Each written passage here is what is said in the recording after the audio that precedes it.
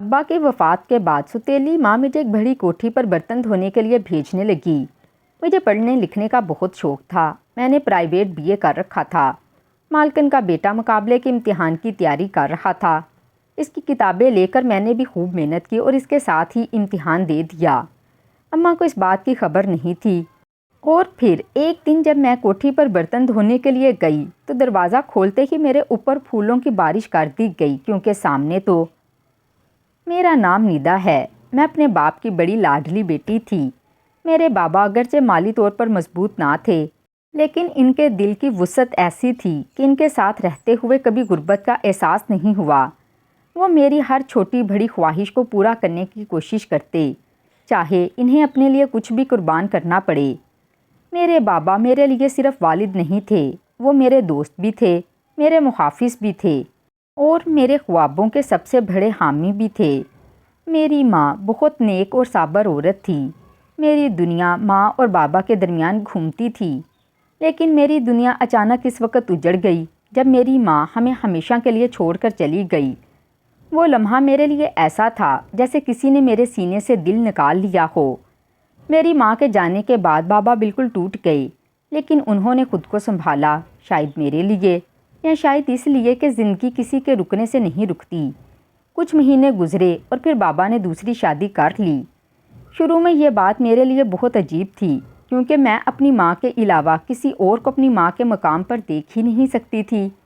لیکن وقت کے ساتھ میں نے خود کو سمجھایا کہ شاید بابا تنہا تھے، انہیں سہارا چاہیے تھا۔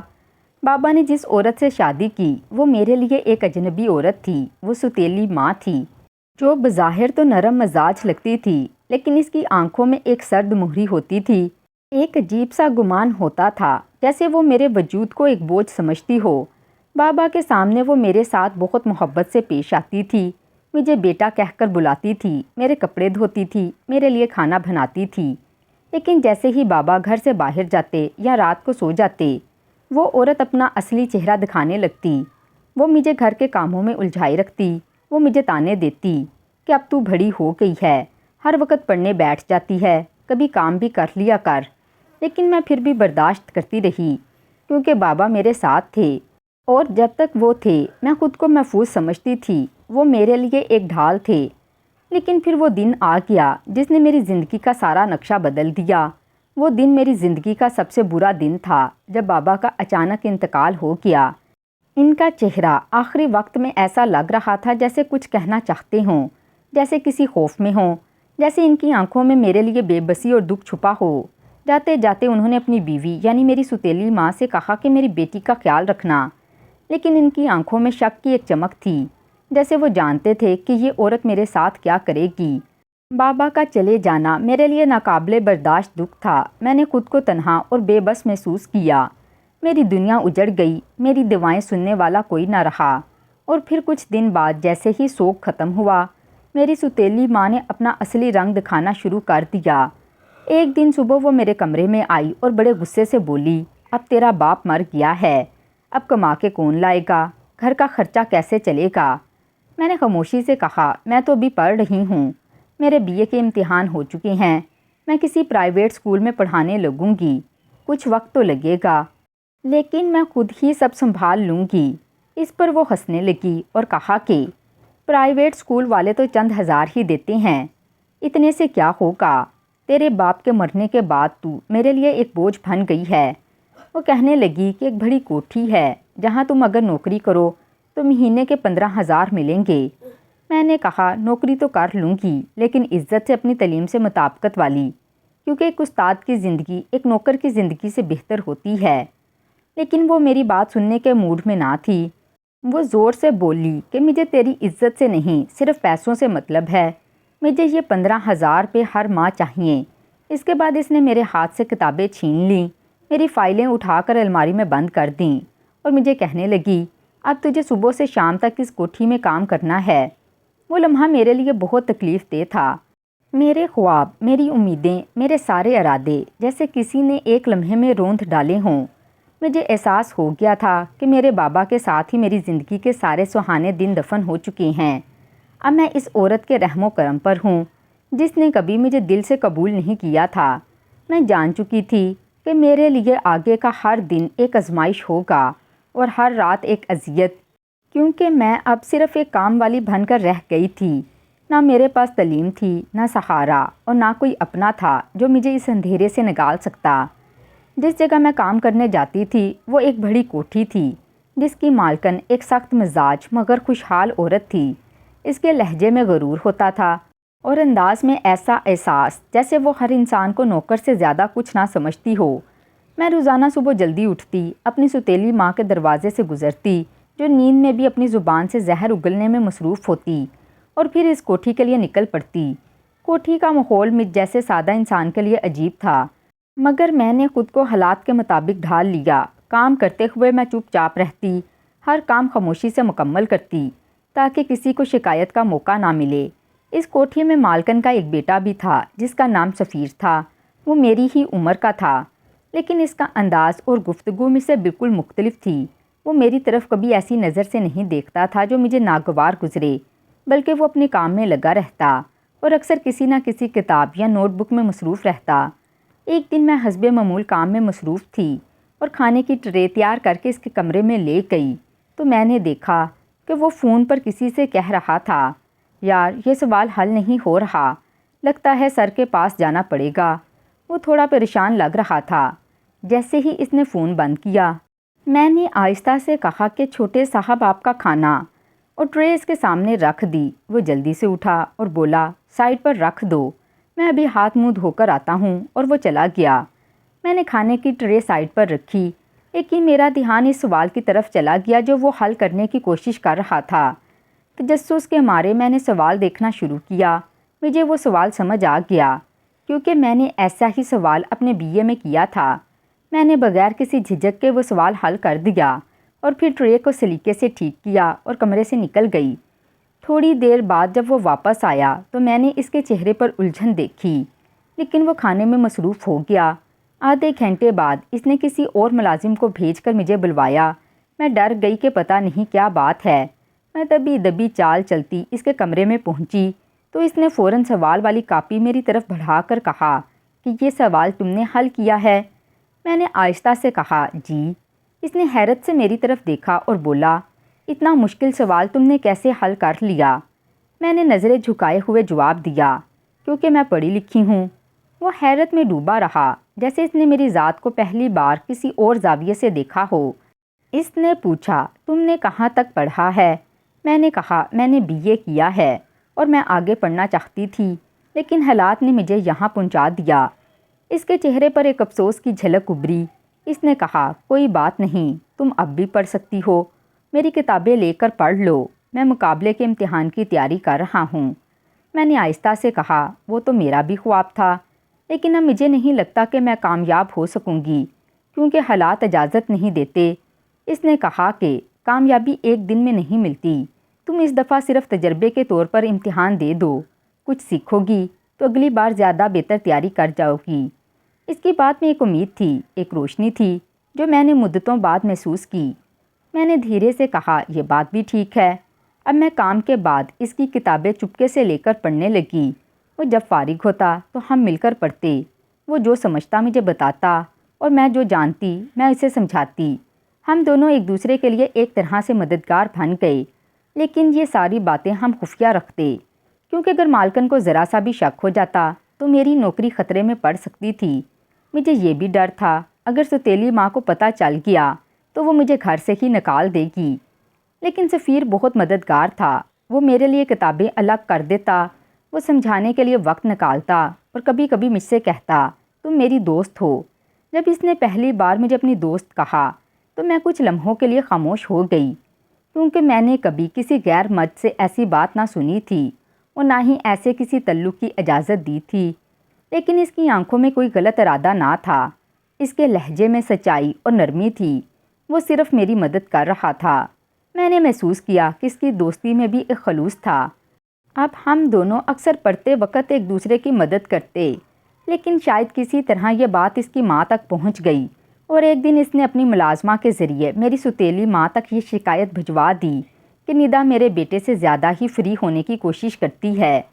میں گھر گئی تو میری ماں مجھے کہنے لگی کہ اچھا تو نے بھی اپنی ماں کی طرح یہ کام پکڑا ہے۔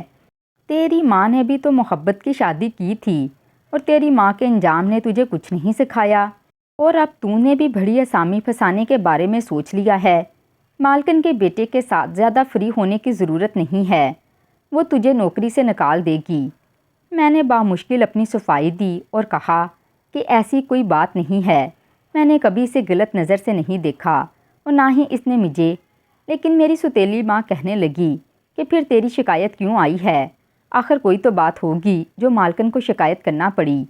اس نے کہا کہ آخری موقع ہے، اگر تجھ سے کوئی غلطی ہوئی تو یاد رکھنا، پھر تجھے اس سے بھی بری جگہ کام کرنے بھیج دوں گی، جہاں نہ عزت ہوگی اور نہ آرام۔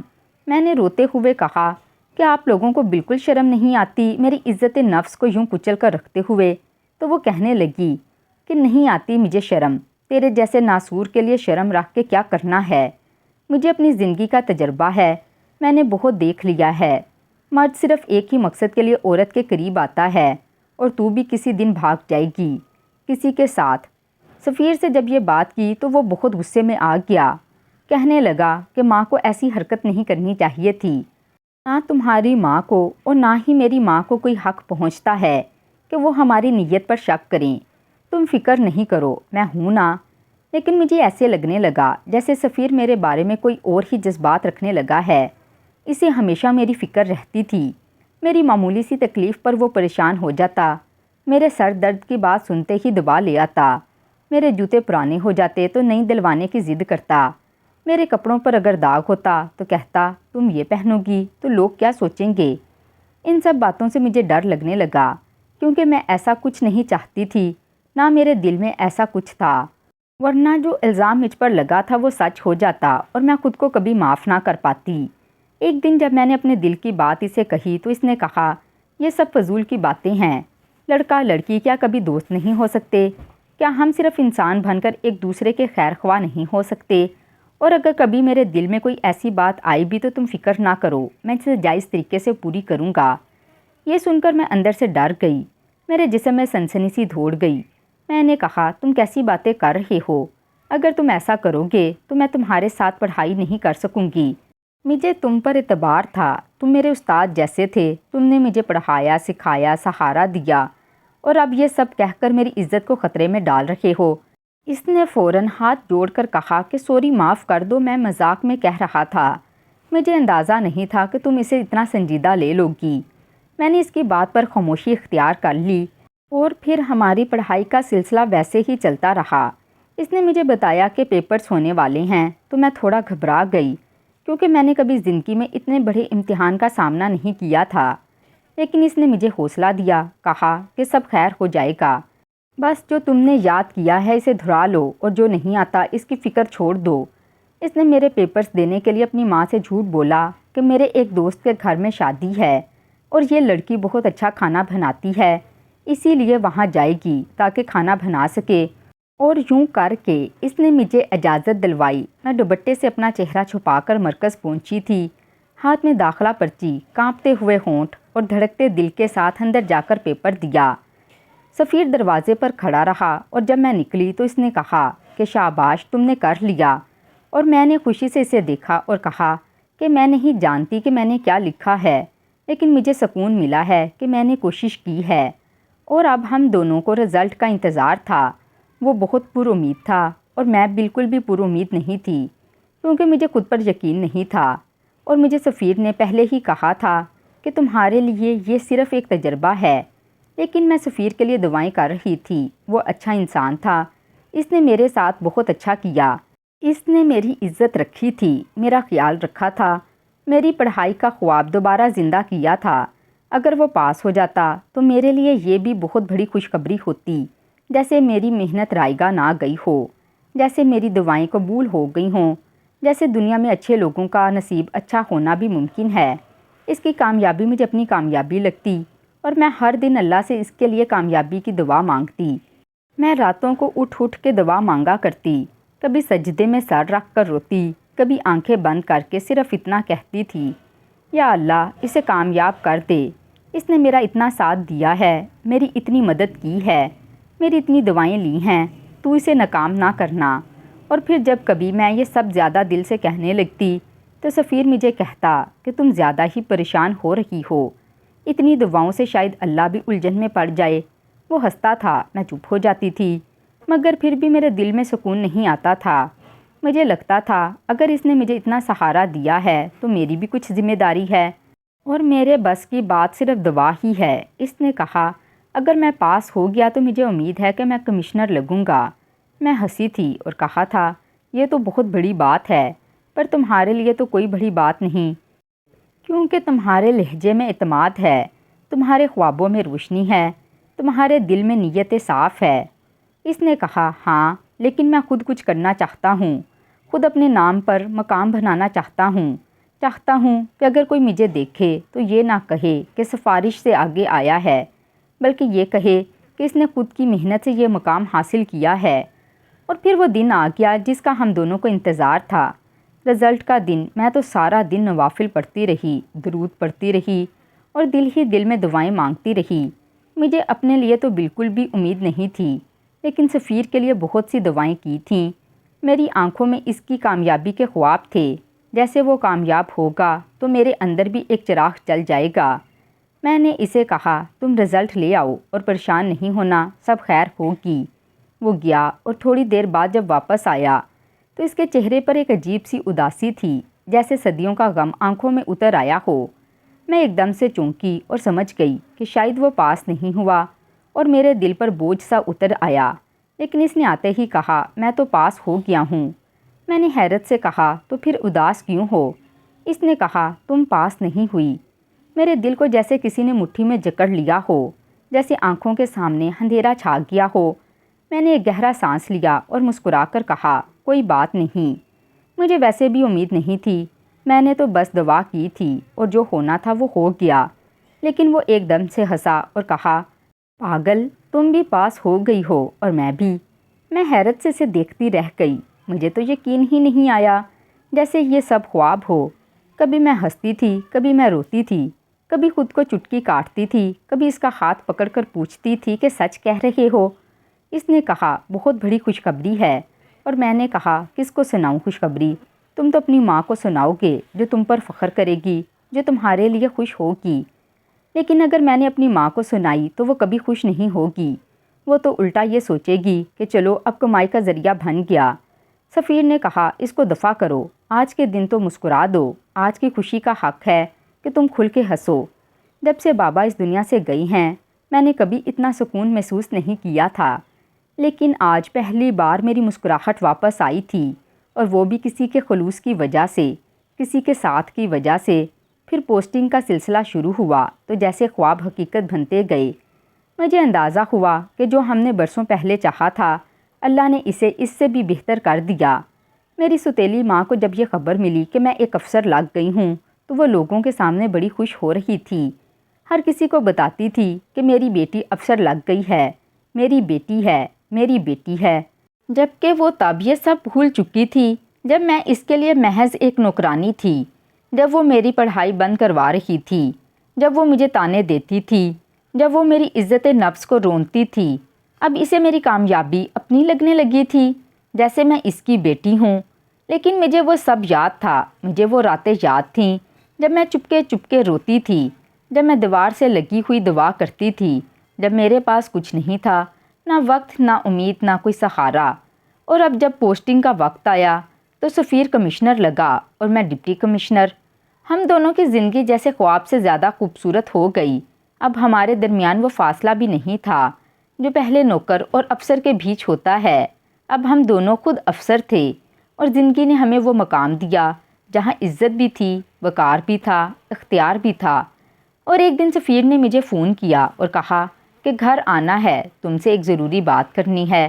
میں نے کہا ٹھیک ہے، کیونکہ اب میں نے اس کے گھر جانا چھوڑ دیا تھا، اب تو مجھے کوئی مجبوری نہیں تھی، اسی لیے میں اب کام پر نہیں جاتی تھی، بلکہ اب ہم لوگ صرف فون پر رابطہ کرتے تھے، اور وہ بھی کبھی کبھار بات ہوتی تھی، کیونکہ ہماری ٹریننگ اور پوسٹنگ کا کافی عرصہ لمبا تھا اور مصروف ہوتا تھا۔ اب جب اس نے مجھے یوں اچانک بلایا تو میرے دل میں کئی سوالات نے جنم لیے۔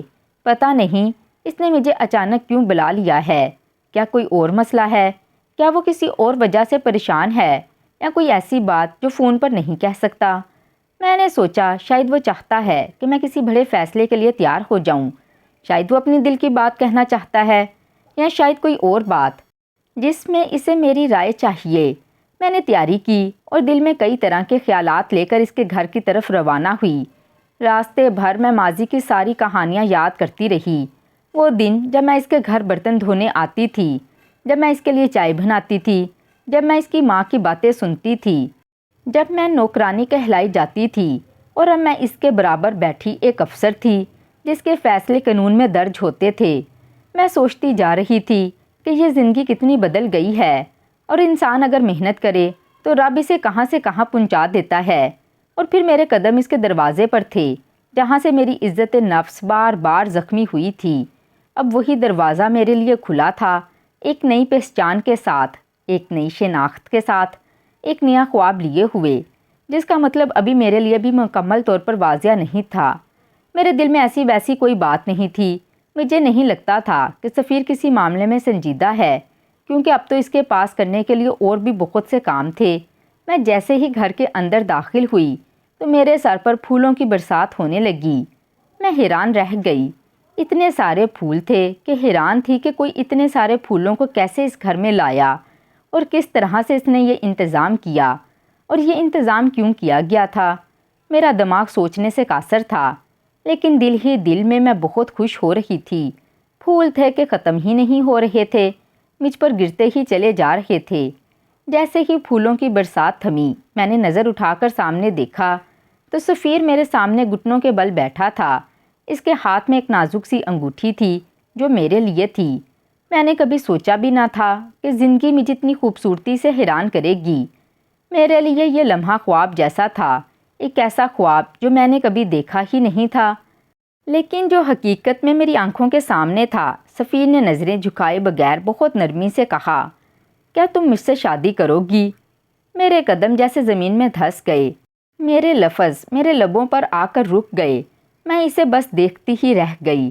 میری آنکھیں بھر آئیں، لیکن ان میں خوشی کے آنسو تھے، خوشی ایسی جو برسوں کی محرومی کے بعد ملتی ہے۔ وہ لمحہ ایسا تھا جو میں ہمیشہ کے لیے اپنے دل میں قید کرنا چاہتی تھی۔ سفیر کی ماں بھی ہمارے پیچھے کھڑی تھی اور ان کی آنکھوں میں بھی خوشی صاف چھلک رہی تھی۔ انہوں نے مجھے اشارے سے کہا کہ ہاں کہہ دو بیٹا، اور میری زبان نے خود بخود ہاں کہہ دیا۔ سفیر نے مسکراتے ہوئے انگوٹھی میری انگلی میں پہنا دی اور ہم دونوں نے ایک دوسرے کا ہاتھ تھامنے کا فیصلہ کر لیا۔ وہ کمشنر تھا، میں ڈپٹی کمشنر تھی۔ ہم دونوں کے خواب ہمارے سامنے سچ بن چکے تھے۔ ہم نے نکاح کر لیا، ایک خوبصورت سادہ سی تقریب میں ایک دوسرے کے ہو گئی۔ ہماری زندگی جیسے مکمل ہو گئی۔ میں نے اپنی سوتیلی ماں کو فون پر اطلاع دی کہ میری شادی ہو چکی ہے اور میں اب اپنے شوہر کے گھر ہی رہوں گی۔ انہوں نے فوراً کہا کہ میں بھی وہیں رہوں گی، لیکن میں نے انہیں نرمی سے کہا آپ میرے ساتھ نہیں رہ سکتی، کیونکہ میرے شوہر کو یہ بات پسند نہیں ہے۔ میں نے ان کے لیے شہر کے بہترین علاقے میں ایک فلیٹ لے لیا جہاں پر ہر سہولت موجود تھی۔ میں ہر ماہ راشن بھجواتی اور وہ جو رقم مانگتی میں خاموشی سے دے دیتی۔ میں نے کبھی یہ نہیں کہا کہ میرے پاس پیسے نہیں ہیں یا میں نہیں دے سکتی، لیکن میں نے دل میں ایک فاصلہ رکھا، کیونکہ انہوں نے میری زندگی میں جو تلخیاں گھولیں وہ اتنی آسانی سے ختم نہیں ہو سکتی تھیں۔ میں نے کبھی ان کو برا بھلا نہیں کہا، بلکہ ہمیشہ ماں کہا، ان کے منہ پر بھی اور پیٹھ پیچھے بھی، کیونکہ میری تربیت نے مجھے یہی سکھایا تھا، اگر کوئی تمہیں تکلیف دے تو تم بدلے میں اچھا سلوک کرو۔ میں نے اپنی کامیابی کو ان کے طعنوں کا جواب نہیں بنایا، بلکہ ان کی ضروریات کا وسیلہ بنا دیا۔ میں جانتی تھی کہ انہوں نے میرے ساتھ زیادتی کی، لیکن میں نے بدلے میں صرف خاموشی اور بھلائی کو چنا، کیونکہ میں نہیں چاہتی تھی کہ وہ میری کامیابی کو اپنی شکست سمجھیں۔ میں نے انہیں اپنے سے الگ رکھا، لیکن عزت دی۔ سفیر نے بھی کہا، جس نے تمہارے دل کو دکھ پہنچایا ہو میں اس کو اپنے گھر میں برداشت نہیں کر سکتا، اور میں نے کہا تمہارا حق ہے، میں تمہارے فیصلے کی قدر کرتی ہوں۔ ہم دونوں نے اپنی زندگی کی شروعات بہت سادگی سے کی، لیکن اس سادگی میں جو سکون تھا وہ شاید بڑے محلات میں بھی نہیں ملتا۔ میرے دل میں ایک خلش ضرور تھی، اگر میرے اپنے ماں باپ زندہ ہوتے تو یہ خوشی ان کی آنکھوں کا خواب ہوتی۔ شاید وہ مجھے اس مقام پر دیکھ کر فخر سے دنیا کو بتاتے کہ یہ ہماری بیٹی ہے۔ شاید میری ماں میری پیشانی چومتی اور میرے بابا میری کامیابی پر دعائیں دیتے، لیکن قسمت کو کچھ اور ہی منظور تھا۔ مجھے اندازہ تھا کہ ان کی دعاؤں نے ہی مجھے یہاں تک پہنچایا ہے۔ ان کے نہ ہونے کے باوجود ان کی دعاؤں کی تاثیر میری زندگی میں موجود رہی۔ سفیر ہر وقت میرا خیال رکھتا۔ وہ نہ صرف ایک شوہر بلکہ ایک بہترین دوست بھی تھا۔ ہمارے درمیان عزت، محبت اور اعتماد کا رشتہ تھا جو دن بہ دن مضبوط ہوتا جا رہا تھا۔ ہم نے اپنی پوسٹنگ کے دوران ایک دوسرے کو مکمل سپورٹ کیا اور کبھی کسی معاملے میں ایک دوسرے پر بوجھ نہیں ڈالا۔ ہماری زندگی خوشیوں سے بھر گئی تھی۔ ہم دونوں نے فیصلہ کیا کہ ہم اپنے جیسے بچوں کے لیے ایک تعلیمی ادارہ قائم کریں گے تاکہ وہ بچے جو غربت یا مجبوری کے باعث تعلیم سے محروم ہو جاتے ہیں، ان کو ہم ایک نئی زندگی دے سکیں۔ یہ فیصلہ ہم دونوں کے دل سے نکلا تھا کیونکہ ہم دونوں نے زندگی کی تلخیوں کو قریب سے دیکھا تھا۔ ہمیں معلوم تھا کہ تعلیم کتنی طاقتور چیز ہے اور ایک کتاب، ایک قلم اور ایک استاد کس طرح سے قسمتیں بدل سکتے ہیں۔ ہم نے اپنے ماضی کو پیچھے چھوڑ کر اپنے حال کو بہتر بنانے کی کوشش کی اور مستقبل کو سنوارنے کے لیے خود کو وقف کر دیا۔ میں اکثر راتوں کو سوچتی تھی، اگر میں اس دن ہمت نہ کرتی، اگر میں خود کو حالات کے آگے جھکا دیتی، اگر میں سفیر کا ساتھ نہ پاتی تو آج میں کہاں ہوتی؟ ستند ہو رہی ہوتی، شاید کسی اور کے تانے سن رہی ہوتی، لیکن میں نے ہار نہیں مانی اور یہی میری کامیابی کی بنیاد بن گئی۔ اللہ نے میری نیت دیکھی، میرے صبر کو پرکھا اور پھر مجھے اس مقام تک پہنچا دیا جہاں میں اپنے جیسے بے شمار لوگوں کے لیے روشنی کی کرن بن گئی۔ میری زندگی کا ہر دن اب مقصد سے بھرا ہوا تھا۔ میں ہر صبح شکر کے ساتھ آنکھ کھولتی اور ہر رات دعا کے ساتھ سوتی۔ میری زندگی میں اگر کوئی کمی تھی تو وہ صرف اپنے ماں باپ کی موجودگی کی تھی، لیکن میں جانتی تھی کہ وہ جہاں بھی ہوں گے میری کامیابی دیکھ کر خوش ہوں گے، اور یہی بات سوچ کر میرے دل کو سکون ہو جاتا۔ میری اور سفیر کی کہانی ایک عام سی شروعات سے ایک غیر معمولی انجام تک پہنچی تھی، اور اس کی بنیاد محبت، احترام اور نیت کی سچائی تھی۔ ہم نے دکھ سہے لیکن ان کو جیت میں بدلا۔ ہم نے ٹھوکر کھائی لیکن گر کر سنبھلنا سیکھا، اور پھر وہی زخم ہمارے لیے طاقت بن گئے۔ زندگی نے ہمیں بہت کچھ سکھایا اور ہم نے ہر سبق کو اپنے دل میں بسا لیا، کیونکہ یہی سبق ہمیں آگے بڑھنے کی راہ دکھاتے ہیں اور ہمیں یاد دلاتے تھے کہ جہاں نیت صاف ہو وہاں منزل کبھی دور نہیں ہوتی۔ اللہ بھی ان کی مدد کرتا ہے جو اپنی مدد آپ کرتے ہیں۔ میری کہانی سن کر کیسا لگا آپ کو؟ اپنی رائے سے ضرور آگاہ کیجیے گا۔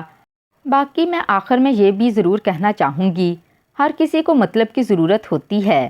جیسے سفیر تھا میری زندگی میں مدد کرنے کے لیے، ایسے میں اگر کوئی آپ کی مدد کے لیے موجود ہو تو اس کا ہاتھ ضرور تھامیں، کیونکہ ہر کسی کے لیے کوئی نہ کوئی ضرور موجود ہوتا ہے۔ تو اس سے بہتر کیا بات ہو سکتی ہے؟ اور جو درد چھپاتے ہیں ان کو دوا نہیں ملتی۔ یہ بات سچ ہے کہ اگر سفیر نہیں ہوتا تو میں اس مقام پر کبھی بھی نہ پہنچتی۔ تو ناظرین، ہماری آج کی یہ کہانی آپ کو کیسی لگی؟ کمنٹ باکس میں اپنی رائے کا اظہار ضرور کیجیے گا۔ کہانی پسند آئی ہو تو کہانی کو لائک اور چینل کو سبسکرائب کر دیں۔ ملتی ہوں کسی اور اچھی کہانی کے ساتھ، تب تک مجھے اپنی دعاؤں میں یاد رکھیں۔ اللہ حافظ۔